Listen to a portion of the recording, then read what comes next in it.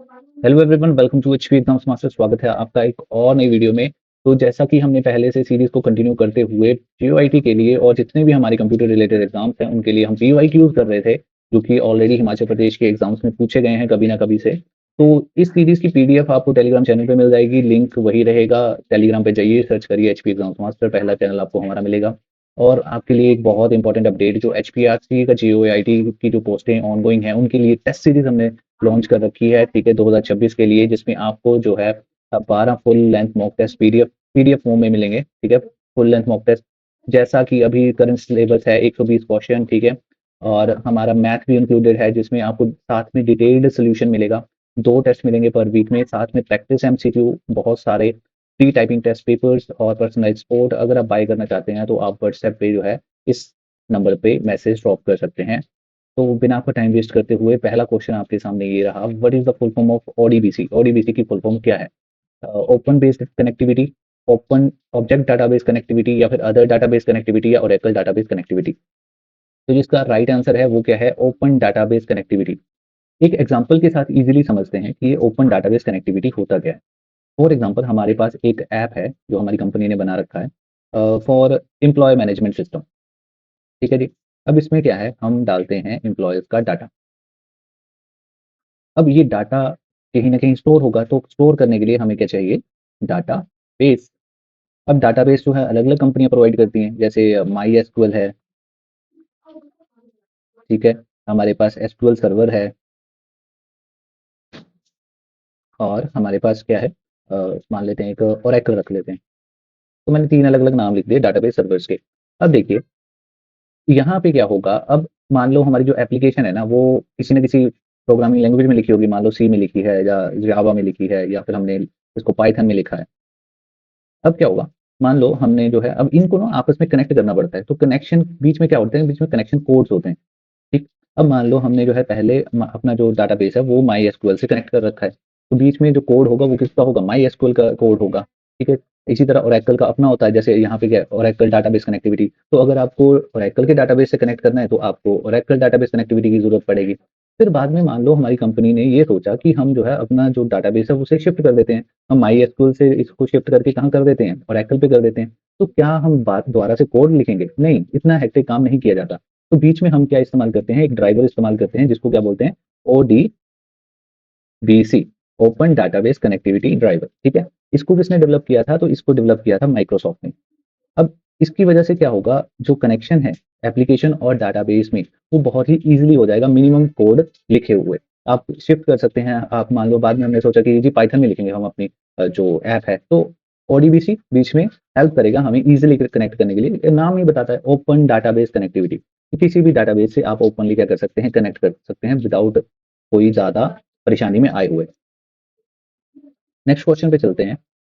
A key consists of one or more attribute of a table that is a primary key of some other table in the database। वो बोल रहा है कि उस की को क्या बोलते हैं जिसमें एक से ज्यादा एट्रीब्यूट हो टेबल में, और उसमें जो एक कॉलम है वो किसी दूसरे टेबल का प्राइमरी की है। ये पूछ रहा है। अगर मैं आपको एक बताऊं कि मेरे पास मान लो एक टेबल है, ठीक है जी। इसमें मेरे पास 3 कॉलम्स हैं, C1, C2 और C3। अब मेरे पास एक दूसरा कॉलम टेबल है, जिसमें मेरे पास यही है, मान लो एक C1 कॉलम है, और एक R1 है, और एक R2 कॉलम है, ठीक है। P इसको कुछ और कर देते हैं, R से रो का कंफ्यूजन होगा। मान लो Q1 लिख दिया मैंने और ये लिख दिया Q2, ठीक। अब क्या बोल रहा है? अब ये बोल रहा है कि मेरे पास एक टेबल है जिसमें बहुत से 2 से 3 एट्रीब्यूट हैं, मतलब 2 से 3 हमारे पास क्या है, मल्टीपल कॉलम्स हैं। अब ये जो की है ना, की मतलब एक पूरी की पूरी कॉलम को बोलते हैं की, ठीक। अब ये जो की है यहाँ पे, ये दूसरे वाले टेबल की जैसे C1 है उसमें भी है, और यहाँ पे ये प्राइमरी की है। बाद में हम समझेंगे कि प्राइमरी की होता क्या है। ये इसकी प्राइमरी की है। अब ये बोल रहा है कि यहाँ पे इस टेबल में जो हमारे पास सेकंड टेबल है, उसमें इस की को क्या बोलेंगे, क्या नाम होगा इसका? तो अगर आप क्वेश्चन समझ गए हैं तो इसका जो राइट आंसर है, क्या वो फॉरेन की होगा, सेकेंडरी की होगा, अल्टरनेट की होगा, या कैंडिडेट की होगा? तो जो राइट आंसर होगा वो होगा फॉरेन की। तो समझते हैं कि ये होता क्या है कंसेप्ट। अब मान लेते हैं मैं एक एग्जांपल ले रहा हूँ पहले। एक मेरा टेबल है जिसका नाम है स्टूडेंट टेबल,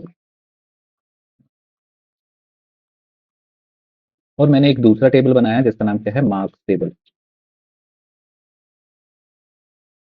अब स्टूडेंट टेबल में क्या क्या आएगा हमारे पास, तो इस तरह से मैं कॉलम बना लेता हूँ।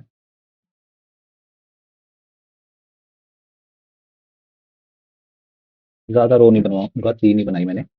मान लेते हैं यहाँ पे मैंने लिखा रोल नंबर, आगे मैंने लिखा बोर्ड का नंबर, बोर्ड का जो रोल नंबर आ रहा है बच्चों का, और यहाँ पे मैंने लिखा नेम। अब जो क्लास के रोल नंबर है वो इस तरह से है, 101, 102 और 103। बोर्ड का जो रोल नंबर है मान लो 2601, 2602 और 2603, इस तरह से। नाम राहुल, रॉबिन एंड रोहित, ये 3 नाम है हमारे पास। एक और टेबल है हमारे पास, जिसमें हम इसी तरह से कुछ लेआउट्स बना देंगे। अब मान लो यहाँ पे मैंने सिर्फ 2 ही कॉलम्स बनाए, 2 एट्रीब्यूट्स बनाए। एक का नाम रख दिया हम रोल नंबर और दूसरा हमने लिख दिया मार्क्स। 101, 102, 103। मान लेते हैं राहुल के आए 26 नंबर, रॉबिन के आए 65 नंबर और रोहित के आए 70 नंबर। ठीक है जी, इस तरह से हमने टेबल बना दिए। अब हम समझते हैं कि ये कीज होता क्या है, या फिर क्या क्यों बोलते हैं ये। सबसे पहले हमारे पास जो समझने वाली बात है कि एट्रीब्यूट्स होते क्या हैं। एट्रीब्यूट्स होते हैं ये जो कॉलम्स हैं, इनको हम बोलते हैं एट्रीब्यूट्स।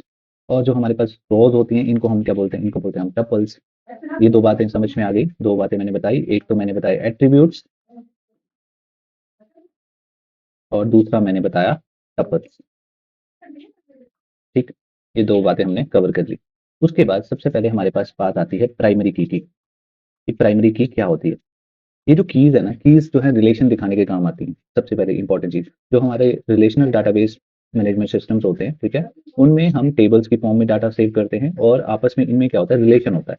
वो रिलेशन कौन इस्टेब्लिश करता है, तो कीज इस्टेब्लिश करते हैं। सबसे पहले हमारे पास है प्राइमरी की।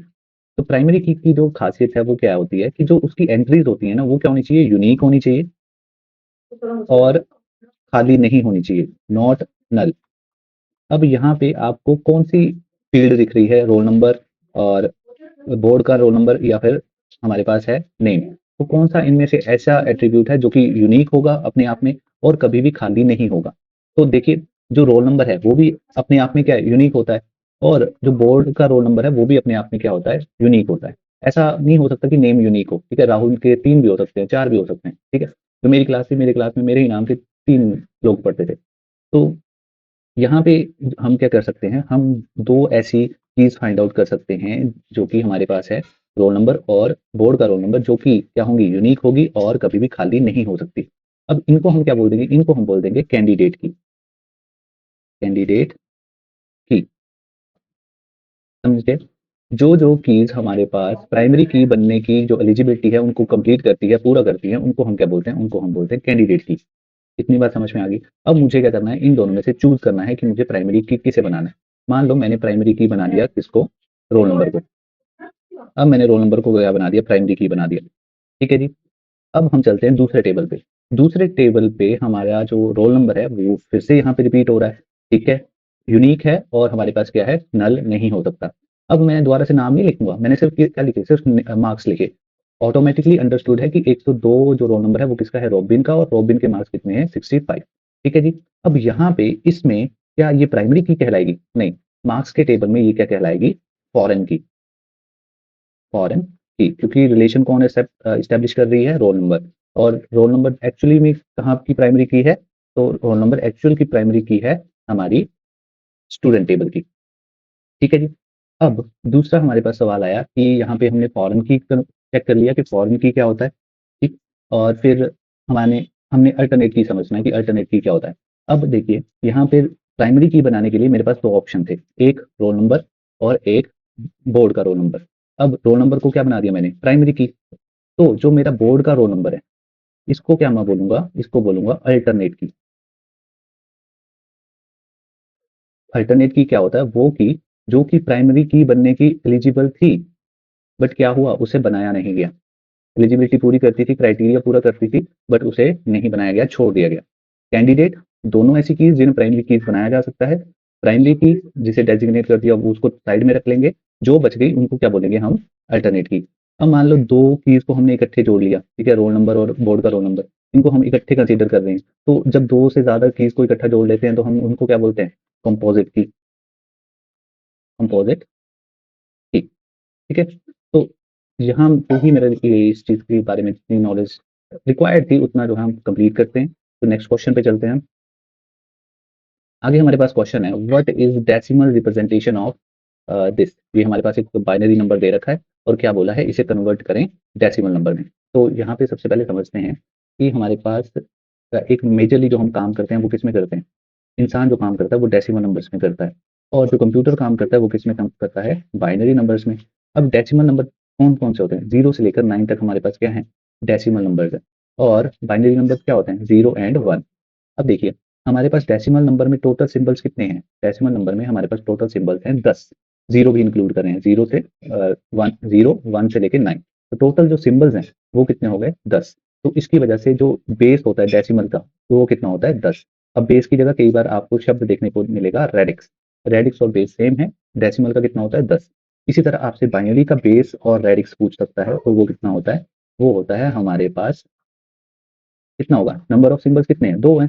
तो हमारे पास बेस और रेडिक्स कितना हो जाएगा, 2 हो जाएगा। अब बहुत ज़्यादा इंपॉर्टेंट होता है इनमें आपस में कन्वर्जन करना।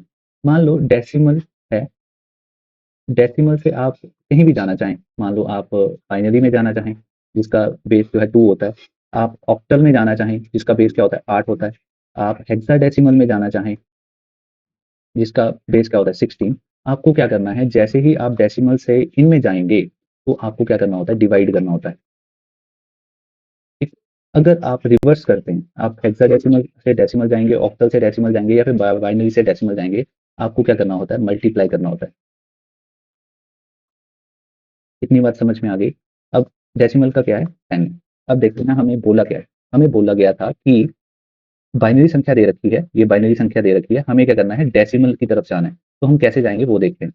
अब बाइनरी संख्या क्या है, बाइनरी संख्या है मेरे पास 1 0 1 0 1 0 1 0। ये मेरे पास बाइनरी नंबर है। अब मुझे कहाँ जाना है, मुझे डेसिमल में जाना है।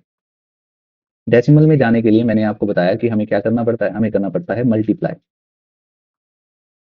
मल्टीप्लाई किससे करेंगे, मल्टीप्लाई करेंगे हम जो बेस होता है। मान लो यहाँ पे ऑक्टल होता तो हम ऑक्टल का बेस लेते, अगर हमारे पास हेक्साडेसिमल होता तो हेक्साडेसिमल का बेस लेते। अब बाइनरी है तो बाइनरी का बेस लेंगे, बाइनरी का बेस क्या होता है, 2। तो हम क्या करेंगे, हम अपना नंबर लिख लेंगे 1 0 1 0 1 0। अब इसके साथ क्या करेंगे, इनमें प्लस का साइन, थोड़ा सा स्पेस कम हो गया, मैं इरेज करके दोबारा से लिखता हूँ। तो सबसे पहले हम क्या करेंगे, हमने लिखा 0, तो मैं मल्टीप्लाई करूंगा इसको 2 की पावर 0 से, ये वाला 0 मेरा कवर हो गया। प्लस फिर मैंने लिखा 1, 1 को मल्टीप्लाई करूंगा 2 की रेशो पावर 1 से, अब ये वाला सेकंड मेरा कवर हो गया। इसी तरह से मैं रिपीट करता जाऊंगा, बार बार मैं बोलूंगा इसको। 2 और 2 के बाद 0 के बाद दोबारा से 1 था, प्लस 0 के बाद 2 की पावर 4, प्लस 2 की पावर, यहाँ 1 आएगा, 2 की पावर 5, प्लस 0 2 की पावर 6, प्लस 1 2 की पावर 7। तो इस तरह से जो है मैं लिख लूंगा इसको। अब आप ध्यान से देखेंगे ना कि जो जो हमारे पास नंबर्स मल्टीप्लाई हो रहे हैं 0 से, उनका तो कोई सिग्निफिकेंस है ही नहीं। जैसे ये 0 से मल्टीप्लाई हो रहा है तो ये क्या हो जाएगा, अपने आप में खत्म हो जाएगा।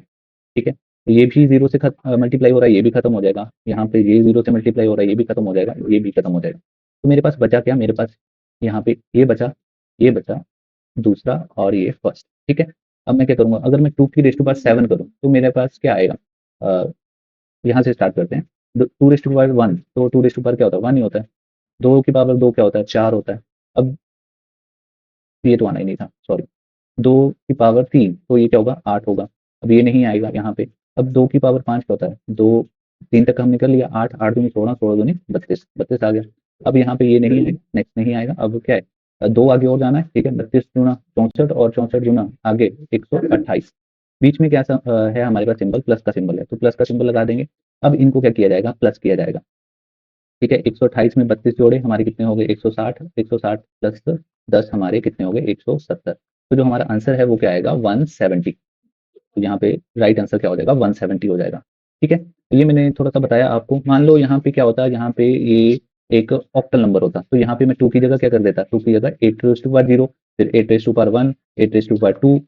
मतलब आप कंफ्यूज हो सकते हैं इसमें, बट एक बार जो है जरूर ट्राई करिए सबको एक बार कन्वर्ट करके देखने का। ठीक है, आपका कंसेप्ट जो है बिल्कुल अच्छे से क्लियर हो जाएगा इसके बारे में। नेक्स्ट क्वेश्चन पे चलते हैं, what will be the representation of -25 in two's complement form. अब बोल रहा है कि -25 को टूज कॉम्प्लीमेंट फॉर्म में कन्वर्ट करिए। पहले मैंने एक क्वेश्चन करवाया था पिछली वीडियो में जिसमें हमने टूज कॉम्प्लीमेंट को डेसिमल में कन्वर्ट करना सीखा था। आज हम डेसिमल से उसे कन्वर्ट करेंगे टूज कॉम्प्लीमेंट में। अब देखिए कैसे करेंगे इसको। सबसे पहले हमने यहाँ पे नंबर लिखना है अपना, ठीक है। अभी के लिए हमने किसको ध्यान में रखना है, हमने ध्यान में रखना है सबसे पहले 25 को। 25 को, अब ये 25 किस में है, ये डेसिमल में है, मतलब इसका बेस 10 है, तो इसको हम कन्वर्ट करेंगे किसमें, बाइनरी में। बाइनरी का बेस क्या होता है, बाइनरी का बेस क्या होता है 2। अब मैंने आपको बताया जैसे ही हमें डेसिमल से बाइनरी में जाना है हम क्या करते हैं, डिवाइड करते हैं। ऊपर देख सकते हैं मैंने पहले रिपीट किया है, यहाँ पे क्या करना है, डेसिमल से बाइनरी में जाएंगे तो किस क्या करेंगे, डिवाइड। डिवाइड किससे करना है, बेस से। तो बेस क्या है 2, तो हम 2 से क्या करना शुरू करेंगे, डिवाइड करना शुरू करेंगे। अब यहाँ पे मैंने 25 लिखा, 25 को मैं डिवाइड करूंगा 2 से। तो सबसे पहले मेरे पास आया 12 दूना 24, रिमाइंडर क्या आया मेरा 1। 2 6 12, रिमाइंडर क्या आया मेरे पास 0। 2 3 6, रिमाइंडर 0। 2 1 2, रिमाइंडर 1। 2 0 का 0, रिमाइंडर 1। जैसे ही आपका यहाँ पे 0 आ जाए तो हमारा जो डिवीजन है वो खत्म हो जाएगा। अब हम इसे कैसे लिखेंगे, नीचे से ऊपर की तरफ लिखना शुरू करेंगे, ठीक है। तो हमारे पास जो बाइनरी नंबर आया वो क्या आया, 1 1 0 0 1। ठीक है जी, ये हमारे पास बाइनरी नंबर आ गया। अब हमने देखना है कि टोटल हमारे पास जो आंसर्स हैं वो जैसे कि यहाँ पे 8 बिट बाइनरी का इस्तेमाल किया गया है। यहाँ अगर आप काउंट करेंगे 1 2 3 4 5 6 7 8, ठीक है जी, 8 बिट बाइनरी है। और यहाँ पे जो हमारे पास आंसर आया है वो क्या आया है, वो 5 बिट बाइनरी आया है। तो हम इसको 8 बिट बाइनरी में कन्वर्ट कर लेंगे। जो हमारी लेफ्ट साइड है इसमें हम 3 बिट ऐड कर देंगे, 0।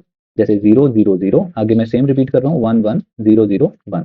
तो यहाँ पे मेरा क्या बन गया, यहाँ पे मेरे पास बन गया मेरा बाइनरी नंबर, ठीक है। अब हम क्या लेंगे, इसका कॉम्प्लीमेंट लेंगे। कॉम्प्लीमेंट कैसे लिखते हैं, 0 को 1 बना देंगे, 1 को 0 बना देंगे। जैसे मेरे पास नंबर क्या था, 0 0 0 1 1 0 0 1। तो मैं क्या कन्वर्ट कर दूंगा इसको, ठीक है। 0 को क्या लिखूंगा, 1। 1 को लिखूंगा 0। यहाँ मैंने गलत कर दिया, यहाँ 0 आना था, ठीक है। अब मेरा फाइनल जो आंसर पहुंच गया है वो यहाँ तक पहुंच गया, इस स्टेप तक। नेक्स्ट क्या करना है, मुझे ऐड करना है इसमें एक बिट 1।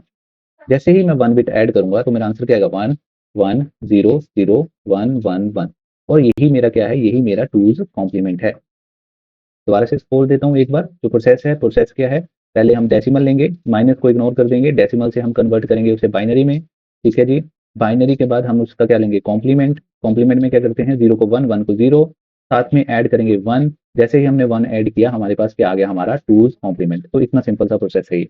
तो अब हम आंसर देख लेते हैं कि कौन सा ऑप्शन है ये। 3 बार 1 है आगे, तो 3 बार 1 हमें सिर्फ एक ही में दिख रहा है, ऑप्शन नंबर बी हमारा जो है राइट आंसर हो जाएगा। अब देखिए इसकी जरूरत क्या पड़ी, जरूरत यही पड़ी कि देखिए अगर हमें 25 लिखना होता ना, कंप्यूटर को अगर अपने मेमोरी में 25 लिखना होगा तो वो कैसे लिखेगा, वो इस तरह से लिखेगा जो हमने यहाँ पे बनाया बाइनरी। बट अगर उसे माइनस लिखना होगा, -25 लिखना होगा तो वो किस तरह लिखेगा, इस तरह से लिखेगा, 1 1 1 0 0 1 1। नेक्स्ट है हमारे पास, which data structure is also known as first in first out. FIFO के नाम से कौन सा डाटा स्ट्रक्चर जाना जाता है। तो बड़ा ही मजेदार क्वेश्चन है ये, बड़े ही आसान तरीके से हम सॉल्व करेंगे इसे। तो यहाँ पे क्या है, फर्स्ट इन फर्स्ट आउट, कि पहले जो एंटर हुआ पहले वही निकलेगा। तो स्टैक में ही ऐसा होता है, या ट्री में ऐसा होता है, या फिर क्यू में ऐसा होता है, या फिर एरे में ऐसा होता है।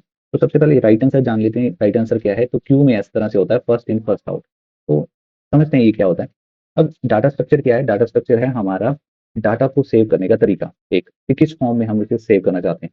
अब हम उसे एरे की फॉर्म में सेव कर सकते हैं, क्यू की फॉर्म में सेव कर सकते हैं, स्टैक की फॉर्म में सेव कर सकते हैं। अब बोल रहा है कि फीफो जो एक कंसेप्ट है वो कौन फॉलो करता है। अगर मान लो अगर आप एक मंदिर में जाते हैं, तो यहाँ एक मंदिर बना देता हूँ मैं छोटा सा, आप मंदिर जाते हैं। अब मंदिर के आगे जो है बड़ी ज्यादा लगी है भीड़, ठीक। अब मंदिर के आगे जो लाइन लगती है उसको क्या बोलते हैं, उसको हम बोलते हैं क्यू, ठीक है जी। अब सबको बोला जाता है कि जो जो माथा टेकना चाहता है वो क्या आए, क्यू में आए, लाइन में आए, और लाइन ना तोड़े। तो सबसे पहले जो पर्सन गया, मान लो ये पर्सन गया, ठीक है जी। उसके बाद दूसरा पर्सन गया, फिर तीसरा पर्सन गया, फिर चौथा पर्सन गया, ठीक है जी।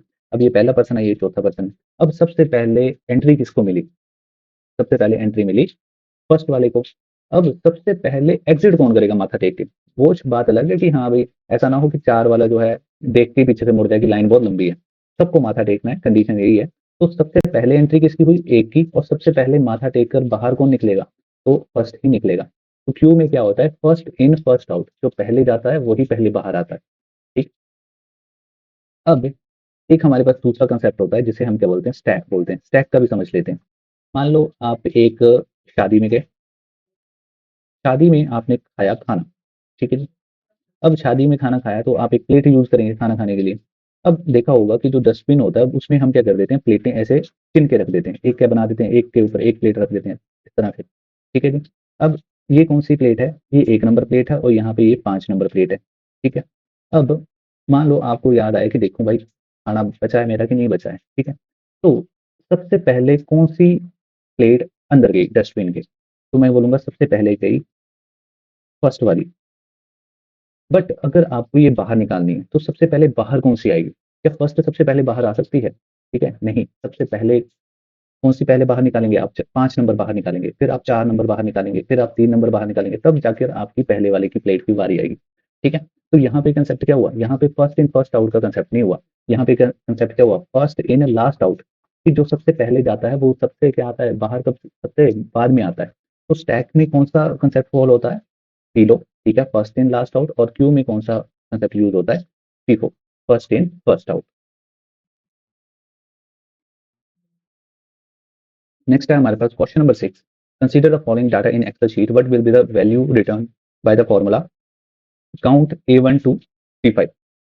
अब देखिए एक्सेल में ना हमारे पास क्या होते हैं, इस तरह से रोज एंड कॉलम होते हैं, ठीक है। ये सारी क्या है, 1 2 3 4 क्या है, ये हमारे पास रोज है नीचे को, और ABC क्या है, ये हमारे पास कॉलम्स हैं। इस तरह से आगे को चलते रहते हैं ये। इनके इंटरसेक्शन से क्या बनता है, हमारे पास सेल बनता है। अगर आपसे पूछा जाए कि रोज और कॉलम के इंटरसेक्शन से क्या बनता है, सेल बनता है।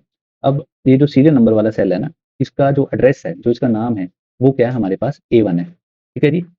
अब ये क्या बोल रहा है, हमारे पास बोल रहा है कि रेंज दे रखी है। रेंज कैसे लिखते हैं, रेंज लिखते हैं ऐसे, पहले 1 नंबर लिखेंगे, ठीक है। मान लो A1 है तो इसका नाम क्या है, यहाँ पे ऊपर से देखेंगे तो A, और यहाँ साइड से देखेंगे तो 1। तो सीरियल नंबर जहाँ पे लिखा है इस सेल का जो एड्रेस है वो है A1।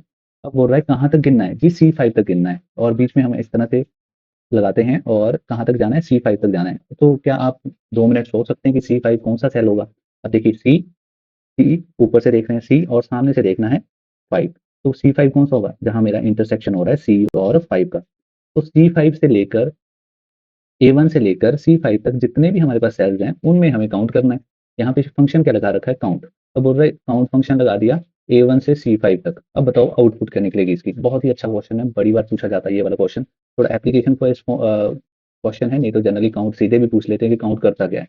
अब देखिए यहाँ पे भी क्या करेगा, अब देखो A1 में A1 से C5 तक क्या क्या आएगा, A1 से C5 तक ये भी आएगा, दिस, ये सारा कंसीडर होगा। ये सारे ही हमारे पास क्या होंगे, कंसीडर होंगे, ठीक है जी।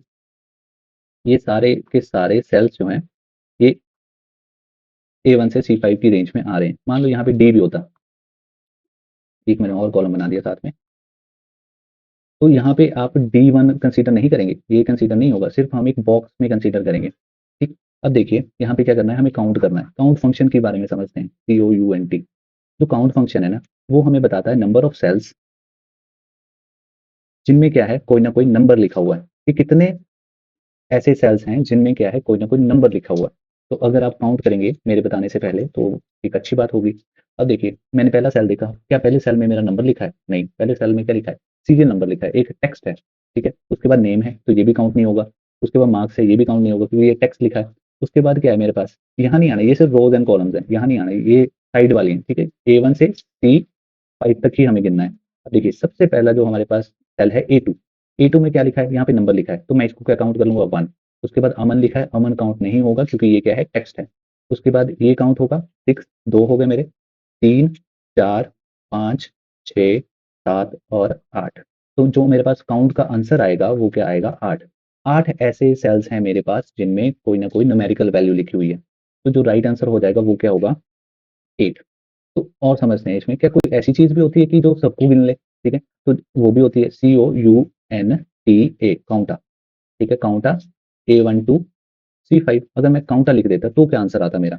जब मैंने काउंटा लिख दिया ना, अब क्या करेगा, जितने भी नॉन एम्प्टी सेल्स हैं, मतलब ऐसे सेल्स जिसमें कुछ ना कुछ लिखा हुआ है, चाहे टेक्स्ट की फॉर्म में लिखा हुआ है, चाहे न्यूमेरिकल की फॉर्म में लिखा है, वो काउंट करे जाएंगे। तो तब क्या होगा, ये भी काउंट होगा, सीरियल नंबर भी काउंट होगा, 1, 2, 3, 4, 5, 6, 7, 8, 9, 10, 11, 12, 13, 14 और 15।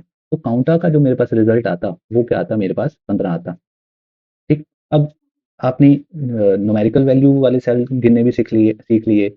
जो भरे हुए सेल हैं, चाहे वो टेक्स्ट की फॉर्म में है, चाहे वो न्यूमेरिकल की फॉर्म में है, वो भी गिनना सीख लिए। अगर मान लो आपको ये बोला जाए कि ब्लैंक वाले गिन लो कि कितने ब्लैंक हैं, भरे वाले छोड़ दो, ब्लैंक वाले गिन लो, तो ब्लैंक वालों के लिए क्या होगा? ब्लैंक वालों के लिए हम लिखते हैं काउंट ब्लैंक। Count blank. मान लो मैंने सीरीज लिख दी A1 से D5। ठीक है। अब A1 से D5 है, यहाँ पे बताइए कि क्या होगा, क्या आंसर आना चाहिए मेरा। थोड़ा सा टाइम दे रहा हूँ मैं आपके लिए। A1 से D5, तो मैं बताना शुरू करता हूँ। देखिए, ये मेरे सारे कॉलम जो है खाली है। अब यहाँ पे क्या होगा, यहाँ से गिनना शुरू करेगा, A1 से भरा हुआ है, भरा हुआ है, भरा हुआ है। तो यहाँ पे जो मेरा D1 है, D1 खाली है, तो D1 को काउंट क्या कर लेगा, ये यस काउंट कर लेगा। ठीक है। उसके बाद फिर देखेगा, इसको काउंट कर लेगा, 2, 3, 4 और 5। तो जो काउंट ब्लैक है, काउंट ब्लैक का जो आंसर है वो क्या आएगा, 5। तो हमने जो है तीनों के तीनों, जो इसमें हमारे पास अलग अलग वेरिएशन हो सकती थी, हमारे पास अलग अलग जो एग्जाम्पल्स हो सकती थी, वो हमने करने की कोशिश की। नेक्स्ट क्वेश्चन पे चलते हैं हम। क्वेश्चन नंबर 7 बहुत ही इंपॉर्टेंट क्वेश्चन है, बहुत बार रिपीट होता है ये, और ये आपको जो है जनरली आना ही चाहिए। Dash is a powerful tool in Excel to calculate, summarise, analyse data to find pattern and trends. और एक ऐसा टूल होता है एक्सेल में जो कि आपका कैलकुलेशन कर देता है, समराइज कर देता है, एनालाइज कर देता है, रिपोर्टें बना देता है, और पैटर्न वगैरह देखने में हेल्प करता है। तो क्या होता है वो, पिवट टेबल, फिल्टर, मैक्रो या फिर रेंज। रेंज तो मैंने अभी बात करी, रेंज क्या होता है, A1 से C2, ये रेंज है, तो इसका तो कोई लेना देना है ही नहीं। ठीक है, ये कोई टूल है नहीं। मैक्रो क्या होता है, मैक्रो होता है हमारी, अगर कोई स्टेप हम बार बार रिपीट करते हैं ना, तो हम उसको ऑटोमेटिकली सेट कर सकते हैं कि ऑटोमेटिक पे। मान लो सबसे पहले मैं क्या करता हूँ, सबसे पहले मैं रीअरेंज करता हूँ असेंडिंग टू डिसेंडिंग। उसके बाद मैं सबको क्या कर देता हूँ, 2 से डिवाइड कर देता हूँ। मैं रोज आके यही काम करता हूँ, तो मैं ये ऑटोमेटिक कर देता हूँ, कर सकता हूँ कि सबसे पहले क्या हो जाए, असेंडिंग टू डिसेंडिंग, फिर उसके बाद क्या हो जाए, 2 से डिवाइड हो जाए, तो उसको क्या बोलते हैं, मैक्रो। फिल्टर क्या होता है, फिल्टर होता है कि आपने कोई एक पर्टिकुलर रिजल्ट चाहिए, कि आपको सिर्फ वही स्टूडेंट्स चाहिए जिनके नंबर 50 से ज्यादा है, तो आप फिल्टर का इस्तेमाल करेंगे। तो जो राइट आंसर बचा आपके पास वो क्या है, पिवट टेबल। पिवट टेबल एक बहुत ही ज्यादा इंपॉर्टेंट टूल है हमारे पास। एक्सेल में बहुत ज़्यादा यूज़ होता है। क्या-क्या कर सकता है ये सम कर देता है, काउंट कर देता है, एवरेज निकाल देता है, ग्रुप्स जो डाटा है उसको ग्रुपिंग कर देगा, ठीक है? और आपकी रिपोर्ट्स वगैरह भी जनरेट कर देगा, ताकि आप इज़िली ट्रेंड वगैरह फाइंड कर सकते हैं। Question number 8, if cell A2 contain a date 10 December 2021, what will be the formula text A2 4 बार D और रिटर्न। देखिए, बोल रहा है कि एक सेल है जिसका नाम क्या है, A2 है। हमने रेफरेंस देख लिया कि कैसे बनाते हैं A1 A2, ठीक है? अब बोल रहा है कि हमने एक फॉर्मूला अप्लाई किया कि टेक्स्ट ब्रैकेट में सेल का एड्रेस, और साथ में आगे हमने एक टेक्स्ट लिखा जिसका नाम क्या है, D D D D D. तो बोल रहा है कि आउटपुट में हमें शो क्या करेगा ये। देखिए, जो हमारे पास टेक्स्ट फॉर्मूला है ना, ये किसके लिए इस्तेमाल होता है, ये हमारी फॉर्मेटिंग के लिए इस्तेमाल होता है, टू फॉर्मेट टेक्स्ट। अब जब हमने इस तरह से कर दिया ना, अब देखिए डी डी डी से आप हमें क्या समझ में आता है, डी से हमें समझ आता है डे। कई बार देखा होगा आपने, इस तरह से देखा होगा, D D M M Y Y Y. Form वगैरह भरते हैं तो वहां पे हमें देखने को मिलता है। तो देखो डी, डी क्या मतलब, 10 दिसंबर 2021। तो ये एक तरह से डेट बताता है, ये हमारे पास मंथ बताता है, और ये हमारे पास क्या बताएगा, हमारे पास ईयर बताएगा। अब जब हमारे पास हम इस तरह लिख देते हैं ना, कोई डेट लिख दी, मान लो ये लिख दिया टेक्स्ट A2। अब क्या बोल रहा है, हमें फॉर्मेट किसको करना है, A2 में जो भी लिखा हुआ है ना, हमें वो फॉर्मेट करना है। A2 में लिखा क्या है, 10 दिसंबर 2021 लिखा है। ठीक है जी। अब आगे वो पूछेगा कि फॉर्मेट करना कैसे है, तो वो बोल रहा है कि हमें जो है उसकी जो डी डी डी, ये हमारे पास एक एट्रीब्यूट होता है, वो जैसे ही हम पुट करेंगे उस तरह से फॉर्मेटिंग हो। तो होता क्या है, अगर हम 4 बार डी लिखें इसमें, तो ये हमें उस वीक का क्या दे देगा, दिन दे देगा। जैसे यहाँ पे दिन क्या है, दिन है फ्राइडे, तो ये हमें क्या दे देगा रिटर्न में, फ्राइडे। इसी तरह अगर आप 4 बार डी ना लिखकर कितनी वाली डी लिखेंगे, आप 3 बार डी लिखेंगे, तो आपको ये फ्राइडे ना लिखकर क्या लिखेगा, ये लिखेगा फ्राइड, मतलब फ्राइडे ही है, शॉर्ट फॉर्म में। अगर मान लो मैं यहाँ पे लिख देता हूँ एम एम एम, मैं 4 बार एम लिख दिया, तो ये क्या देगा। अब मंथ कौन सा चल रहा है यहाँ पे मेरा, मान लो यहाँ पे मेरे पास जो डेट होती वो मैंने इस तरह से लिखी होती, 10/12/2021, और मैंने क्या कर दिया, एम एम एम कर दिया। तो मुझे आउटपुट में क्या मिलेगा, मुझे आउटपुट में मिलेगा, 4 बार लिखा तो मुझे आउटपुट में मिलेगा दिसंबर। और अगर मैंने सिर्फ 3 बार एम लिखा तो मुझे आउटपुट में क्या मिलेगा, तो मुझे शॉर्ट फॉर्म में मिलेगा DEC। बस इतना सा ही। ठीक है, तो ये बहुत इंपॉर्टेंट क्वेश्चन है, आपको ध्यान में रखना है, ये आ सकता है। और मान लो मैंने लिखा टेक्स्ट, और यहाँ पे मैंने लिखा 2347, और यहाँ पे कॉमा लगा के यहाँ मैंने लिख दिया इस तरह से, एक सिंबल लगाया रुपी का, और इस तरह से कर दिया। अब देखिए मुझे फॉर्मेट क्या करना है, मुझे ये नंबर फॉर्मेट करना है। इस किसमें, करेंसी में करना है। तो ये इसके बाद से जो एक्सेल है 2347 को एक नंबर ना मानते हुए क्या मानना शुरू कर देगा, एक करेंसी मानना शुरू कर देगा। ठीक है, आप डॉलर लगा देंगे तो डॉलर मानना शुरू कर देगा, रुपी का साइन लगाएंगे तो रुपी मानना शुरू कर देगा। नेक्स्ट है क्वेश्चन, इफ A1 कोई सेल है जिसका नाम क्या है A1, उसमें हमने नंबर लिखा हुआ है 212, what will be the return by the formula, हमने एक फॉर्मूला लगाया सीलिंग A1 और 5, तो बोल रहा है आउटपुट क्या होगी। मान लो मेरे पास एक सेल है जिसमें क्या लिखा हुआ है 212 लिखा हुआ है, और मैंने एक फॉर्मूला अप्लाई किया, फॉर्मूला क्या है सीलिंग,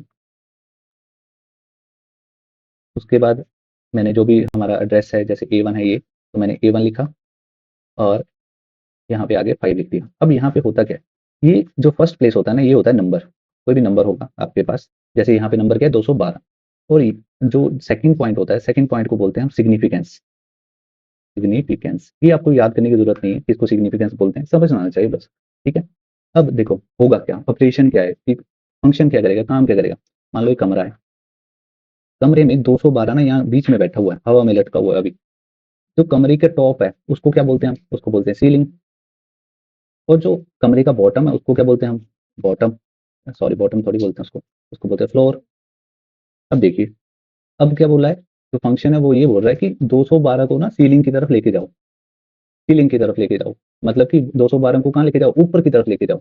अब कहाँ तक लेके जाना है, हमें 5 के मल्टीपल की तरफ लेके जाना है। अब 212 है, 212 के आसपास ऊपर की तरफ 5 का मल्टीपल कौन सा है, तो इससे अगला 5 का मल्टीपल है हमारे पास 215, उससे अगला क्या है 220। ठीक है जी, अगर मैं पीछे देखूं, पीछे कौन सा मल्टीपल है मेरे पास 210 है, पीछे का मल्टीपल, तो मेरा आंसर क्या होगा 210 की 215। अब ध्यान देखिए यहाँ पे मैंने बोला कि 212 किस तरफ जाएगा, सीलिंग की तरफ जाएगा, तो ये कहाँ जाएगा, ऊपर की तरफ जाएगा, तो जो मेरा आंसर होगा वो क्या होगा 215। यहाँ पे जो राइट आंसर है ऑप्शन नंबर डी 215। अब मान लो मैंने यहाँ पे सीलिंग ना लिखकर क्या लिख दिया, मैंने लिख दिया फ्लोर, और आगे लिखा A1 और मल्टीप्लाई कर दिया 5 से, मल्टीप्लाई नहीं मतलब यहाँ पे कॉमा लगा के लिखा 5, सिग्निफिकेंस लिख दिया 5। तो अब बताइए मुझे आंसर क्या होगा, आप समझ चुके हैं, फ्लोर फ्लोर फ्लोर फ्लोर नीचे को होता है, तो फ्लोर की तरफ जाएगा, फ्लोर की तरफ जाएगा, तो आंसर क्या होगा, आंसर होगा 210। बड़ी आसान था ये चीज। अब मान लो थोड़ा सा मैं और आपको एक चीज देता हूँ सोचने के लिए, मान लेते हैं हमने लिखा यहाँ पे, मैं लिखता हूँ 213 लिख दिया, और कॉमे में लगा दिया मैंने 10, और यहाँ पे मैंने सीलिंग लिखा है आगे। ठीक है, समझ जाना कि मैंने सीलिंग लिखा है आगे। अब बताओ आउटपुट क्या होगी, तो क्या मेरी आउटपुट 230 होगी, नहीं, सबसे आउटपुट ऊपर को जाना है, ऊपर को 10 का पहला मल्टीपल हमें क्या मिलेगा 220, तो आउटपुट क्या हो जाएगी 220 हो जाएगी।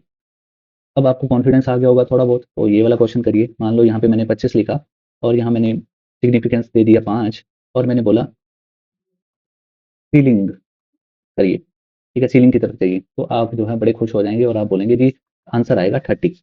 ठीक है, यही सारी गलती करते हैं, तो ये आंसर हो जाएगा गलत। मैंने क्या बताया, मैंने बताया कि ऊपर कोई तरफ बढ़ना है, किसके मल्टीपल की तरफ, 5 की मल्टीपल की तरफ। अब इसको कमरे के एग्जांपल से समझिए कि ये ऑलरेडी कहाँ बैठा हुआ है, जो 25 है ना वो ऑलरेडी मेरा 5 के मल्टीपल पर ही बैठा हुआ है, सीलिंग पर ही बैठा हुआ है। ठीक है, ये 25 ऑलरेडी सीलिंग पर बैठा हुआ है, क्योंकि ये खुद ही किसका मल्टीपल है, 5 का मल्टीपल है। तो यहाँ पे जो राइट आंसर होगा वो 30 ना होकर क्या होगा 25। ये बड़ा ही ज्यादा इंपॉर्टेंट क्वेश्चन है, बड़ी बार जो है पूछा जाता है, तो इसके बारे में ध्यान रखेंगे। फ्लोर में भी सेम कंसेप्ट चलेगा। मैं आपको बताना चाहूंगा, देखिए ये जो हमारे पास 3-4 चीजें हैं, एक तो सीलिंग वाला बता दिया मैंने, सीलिंग वाला तो एक्सप्लेन ही कर दिया, एक होता फ्लोर, फ्लोर वाला भी एक्सप्लेन कर दिया। एक बहुत ही ज्यादा इंपॉर्टेंट होता है राउंड, राउंड फंक्शन बहुत ही इंपॉर्टेंट है पढ़ने के लिए, तो जरूर पढ़िएगा इसको। इसी तरह राउंड अप भी होता है, और राउंड डाउन भी होता है। हमने पहले भी करा हुआ है राउंड, मैंने पिछली वीडियोस में करवाया हुआ है, तो वो आप वहां से रेफरेंस कर सकते हैं या फिर खुद से पढ़ें, बट जरूर पढ़े, राउंड जो है तैयार करें अच्छे से।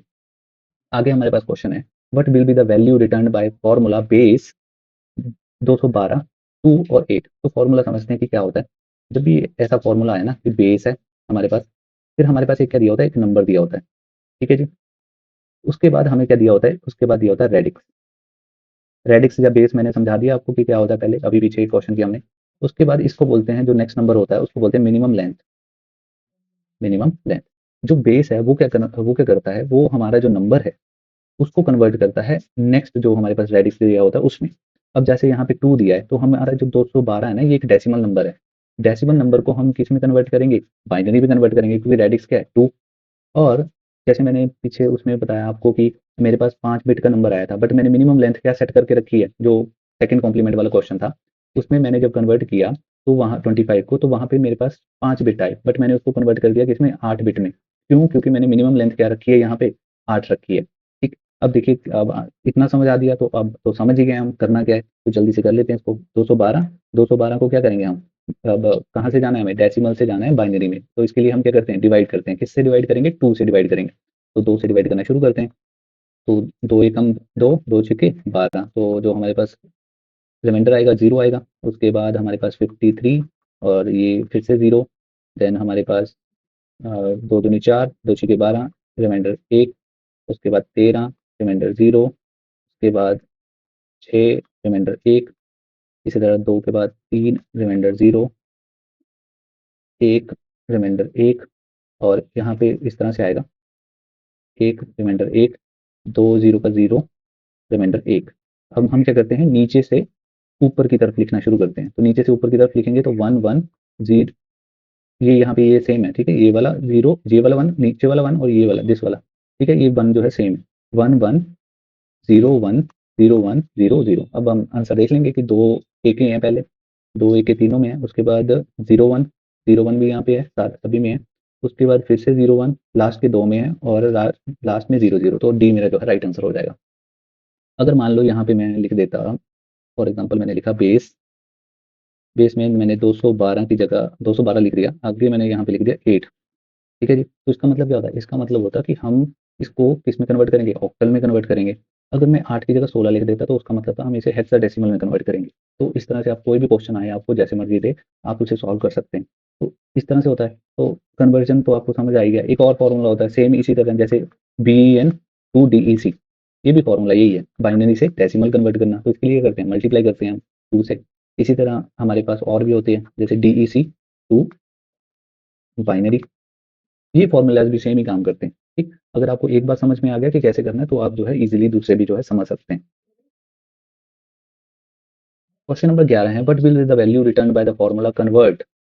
कन्वर्ट करना है। अब कन्वर्ट फॉर्मूला क्या करता है, कोई नंबर है उसको एक यूनिट से दूसरे यूनिट में कन्वर्ट करेगा। जैसे यहाँ पे क्या दे रखा है, इंच को कन्वर्ट करना है फुट में। इसी तरह किलोमीटर से मीटर भी हो सकता है, ठीक है जी, मीटर से सेंटीमीटर भी हो सकता है। तो किसी तरह भी जो है आपका जो क्वेश्चन है उसको फ्रेम किया जा सकता है। ठीक, अब यहाँ पे क्या है, हमारे पास 102 है। 102 को 102 इंच है, इसको किस में कन्वर्ट करना है, फुट में कन्वर्ट करना है। तो अगर आपको पता होगा 1 foot is equal to 12 inch, ये बड़ा ही ईजी है। 1 feet is equal to 12 inch, इतना ध्यान में रखना है। अगर ये भी याद नहीं रहता ना कि कैसे आता है, आपने स्केल देखा है, ठीक है, 2 स्केल आते हैं हमारे पास, एक छोटा फुट्टा और एक बड़ा फुट्टा, ठीक है। अब जो छोटा फुट्टा होता है ना, वो होता है हमारा 15 सेंटीमीटर का, अगर आपने ध्यान से कभी देखा होगा। जो बड़ा फुट्टा आता है वो हमारा आता है 30 सेंटीमीटर का। 30 सेंटीमीटर और 15 सेंटीमीटर हमें याद करने में ईज़ी रहता है। ठीक? जब हम बचपन में खरीदते थे तो हम यही बोल के खरीदते थे, छोटा फुट्टा दे दो या बड़ा फुट्टा दे दो। ठीक? अब जो इसका नाम है ना, नाम क्या बोलते थे हम? हमारी तरफ तो फुट्टा ही बोलते हैं, ठीक है? अब ये यहीं से आया है। तो जो ये है ना 30 सेंटीमीटर, 30 सेंटीमीटर क्या होता है? 1 फीट, ठीक है? 1 फुट्टा। तो 1 फुट्टा जो बड़े वाला होता है, ये किसके बराबर होता है? हमारे 12 इंच के बराबर। अब जो छोटा फुट्टा है वो क्या है? आधा फुट का होता है। आधा फुट क्या हो गया? तो ये होता है 6 इंच का। तो आप इस तरह से याद रख सकते हैं।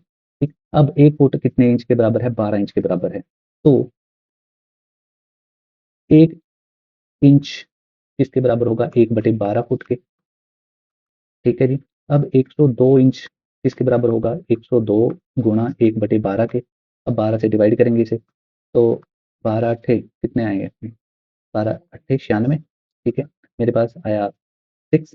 अब पॉइंट में लगा के 0, तो 12 पंजे 60, 8.5 मेरा राइट आंसर होगा। तो यहाँ पे मेरा ऑप्शन नंबर बी जो है करेक्ट हो जाएगा, ऑप्शन नंबर बी।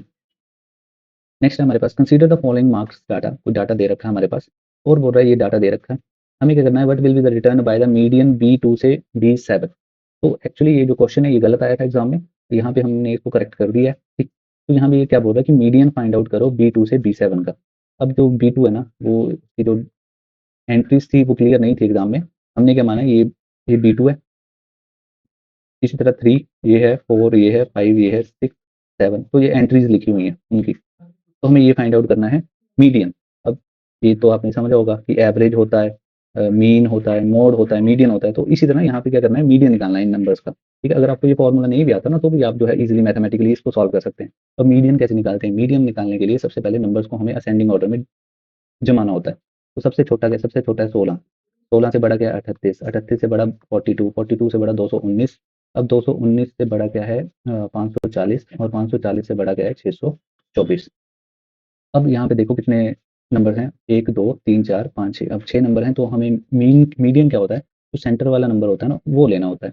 अब अगर यहाँ पे 5 होते हैं ना, 1 2 3 4 5, तो हम सिंपली 3 को मान लेते हैं मीडियन। ठीक, बट अब यहाँ पे 6 टर्म्स हैं, तो हम क्या करेंगे, जो सेंटर वाली 2 हैं उनको प्लस करके डिवाइड कर देंगे किससे, 2 से। तो यहाँ पे हमें 42 और 219 को क्या करना पड़ेगा, सम करना पड़ेगा। तो अगर मैं इनका सम करूँ, +42 करूँ, तो 9 2 11 हंसला 1 6 और 261।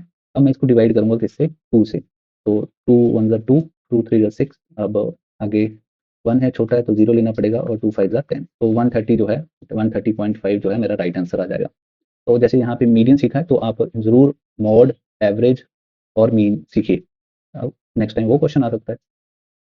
नेक्स्ट है question number, in MX Excel a dash is a sequence of recorded keystrokes and mouse events that can be replayed। मैंने वही बताया पहले कि अगर ऐसा होता है MX Excel में कि हम एक काम बार बार करते हैं तो हम उसे रिकॉर्ड कर सकते हैं, और रिकॉर्ड को क्या बोलते हैं, मैक्रो बोलते हैं, वो जो रिपीटेड स्टेप्स हैं उनको बार बार चलाना। नेक्स्ट है question number 14, which of the following is not a valid cell address in MX Excel। MX Excel में सेल एड्रेस वैलिड नहीं है, ये वाले जो दे रखे हैं इनमें से कौन सा वैलिड नहीं है। तो हमने पहले समझा है कि MX Excel में हमारे पास क्या होती हैं, रोज होती हैं, कॉलम्स होती हैं। ठीक है जी, रोज सबसे पहले अगर मैं आपको बताऊं तो आप CR याद रखिए, CR, मैं तो इसको ऐसे याद रखता हूँ, क्लास रिप्रेजेंटेटिव। ठीक है, आप क्रिस्टियानो रोनाल्डो इसी तरह याद रखिए। ठीक है, C से क्या होता है, कॉलम, मतलब पहले क्या आता है, पहले आता है कॉलम, उसके बाद क्या आता है, रोज। अब कॉलम कौन से होते हैं, कॉलम ऊपर वाले, A B C। अब रोज कौन सी होती हैं, ये 1 2 3। कई बार बंदा भूल जाता है कि पहले क्या आता है, रोज आती है कि कॉलम्स आती है। तो CR याद रखना है, सी याद, C for column, R for rows. अब देखिए, मान लो मेरे पास सेल एड्रेस है। अब मैं इसकी बात कर रहा हूँ, ये वाले सेल की बात कर रहा हूँ जो मैंने अभी मार्क किया। तो इसका नाम क्या है, इसका नाम है B2। अब जो B2 सेल है उसकी एड्रेसिंग हमने ऐसे कर दी। अब क्या हुआ, यहाँ पे ये बोल रहा है ऑप्शन नंबर ए में A से 41। तो इवेंचुअली आना क्या चाहिए, सबसे पहले हमारे पास कॉलम आना चाहिए B, उसके बाद रो आनी चाहिए 2। ठीक है जी, रेंज की तो यहाँ बात ही नहीं होगी। अगर हमें रेंज भी चाहिए होती ना तो यहाँ पे A के साथ कुछ होना चाहिए था, यहाँ 41 के साथ कोई अल्फ़ाबेट होना चाहिए था। तो ये तो हमारे पास क्या है, सीधे-सीधे ही गलत है। ठीक है जी, अब यहाँ पे सीधे पहले ही आंसर मिल गया, ऑप्शन नंबर ए ही मेरा राइट आंसर है। ठीक, दूसरे देख लेते हैं कैसे सही है। दूसरे में क्या है हमारे पास, BA, ये क्या है, कॉलम है। अब यहाँ पे BA कईयों को कंफ्यूज करेगा कि BA कैसे आ गया। अब देखो A से लेके कहाँ तक जा सकता है, Z तक ही जा सकता है ना। अब AZ के बाद है ना AA स्टार्ट हो जाता है, AA, AB। ठीक है, तो ऐसे करते-करते BA भी आ जाता है। ठीक, अब ये आ गया, कॉलम आ गया। उसके बाद मेरा डॉलर इस्तेमाल किया गया। डॉलर जो है ये अगर आपने रेफरेंसिंग पढ़ी है, ठीक है, एड्रेसिंग पढ़ी है, रेफरेंसिंग पढ़ी है, तो आपको थोड़ा सा समझ होगा ये। उसके बाद मेरे पास क्या आ गया, मेरे पास आ गई मेरी रो, 10 नंबर की रो, तो ये तो जी मेरी सही है। उसके बाद ये मेरा क्या आ गया, कॉलम, और उसके बाद क्या आ गई मेरी रोज, ये भी सही है। ये आगे क्या है, कॉलम, और आगे क्या है, रो, ये भी सही है मेरे पास। डॉलर आ सकता है। अब ये चलो किसी और क्लास में बताएंगे कि डॉलर का क्या काम होता है, क्लास लंबी हो जाएगी ऐसे। नेक्स्ट हमारे पास, how many cells are there in range A10 to D30। A10 से लेके D30 तक हमारे कितने सेल्स आएंगे। बड़ा ही इंटरेस्टिंग क्वेश्चन है, मान लो हम इस तरह से बना लेते हैं। तो ऊपर A से स्टार्ट होगा, कहाँ तक जाएगा, D तक, और यहाँ पे A से 1 से 10 जाएगा, और 10 से 30। ठीक है, मैंने ऊपर से लिख दिया। अब देखिए यहाँ पे क्या हो रहा है, कितने नंबर ऑफ सेल्स बनेंगे इनके बीच में। अब देखिए यहाँ पे A से D तक क्या होगा, बीच में B होगा और C होगा। तो नंबर ऑफ कॉलम्स कितने हैं हमारे पास, मैंने बताया ना CR याद रखना है, CR। तो नंबर ऑफ कॉलम्स कितने हैं, 1 2 3 4। तो 4 मेरे पास क्या होंगे, कॉलम होंगे। नेक्स्ट हम क्या रखेंगे, नंबर ऑफ रोज कितनी है। अब कॉलम्स 4 हैं, रोज कितनी है, रोज मेरे पास हैं कहाँ से, 1 से लेके 9 तक नहीं गिननी, क्योंकि वो इंक्लूडेड नहीं है। कहाँ से गिननी है, 10 से लेके 30 तक। तो बहुत से लोग इसमें क्या करेंगे, 10 से 30 तक कितनी गिन लेंगे, सीधे गिन लेंगे कि ये 20 है। बट वहीं पे उनका क्वेश्चन क्या हो जाएगा, गलत हो जाएगा। 20 तब होती अगर यहाँ पे A11 लिखा होता। आप काउंट करके देखना, जब भी हम, क्योंकि A10 भी इंक्लूडेड हो रहा है, जब 10 इंक्लूड हो रहा है ना, तो 10 से आगे आएगा, 11 से लेकर 30 तक तो हमारे 20 हैं, प्लस एक और है जो कि कौन सी है, हमारी 10th रो है। तो हमारे पास टोटल नंबर ऑफ रोज कितनी हो जाएंगी, टोटल नंबर ऑफ रोज हो जाएंगी 21। तो मेरा जो राइट आंसर होगा वो क्या होगा, 84। Option number C is the right answer. तो इस वीडियो में इतना ही, होप सो आपको ये पसंद आई होगी। ऐसे ही और क्वेश्चंस के लिए बने रहिए हमारे साथ, और टेस्ट सीरीज तो मैंने आपको बता ही दिया, अगर आप इच्छुक हैं खरीदने के तो आप व्हाट्सएप पे जो है कॉन्टैक्ट कर सकते हैं।